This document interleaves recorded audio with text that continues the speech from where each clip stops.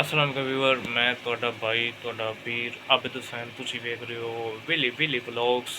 ਤੇ ਜਨਾਬ ਅੱਜ ਫਿਰ ਅਸੀਂ ਨਵਾਂ ਵਲੌਗ ਤੇ ਬੜਾ ਹੀ ਆਲਾ ਹੋਣ ਵਾਲਾ ਹੈ, ਬੜਾ ਇੰਟਰਸਟਿੰਗ ਹੋਣ ਵਾਲਾ ਹੈ ਜੀ व्यूअर। सब तो पहले तो चैनल को सबसक्राइब नहीं किया तो चैनल को सबसक्राइब कर लो, वीडियो को शेयर शूर करो तो दूसरा कमेंट शमेंट अपनी राय का इज़हार जरूर कराए।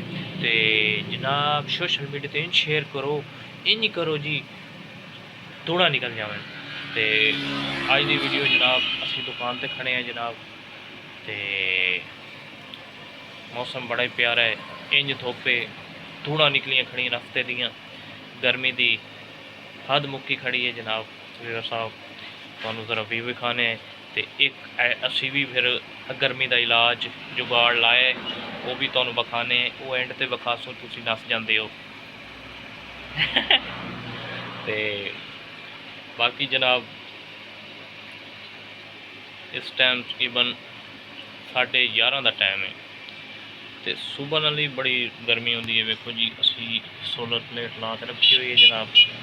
सुबह का पानी लाया पकाण माशाल्लाह जी, किहड़े मुसलसल साड़ी वीडियो वेखते हैं जी वो पकाण माशाल्लाह जी। एक बंदे जो कि बड़ी छां है, बेहतरीन माहौल बना खड़ा है जी। तो ये वेखो जी वत जुगाड़ साडा असी वत कूलर पक्खा भी कल का रख लिया तो चल रहा, ठंडी ठंडी हवा दे रहे, पानी चल रहा है जनाब। तो ये तार बारू आ रही है फिर, तो बड़ा ही माहौल बना हुआ है तो माशाल्लाह जी। बड़ा सुकून दे ठंडा ठंडा पानी है, ठंडी ठंडी हवा चल रही है।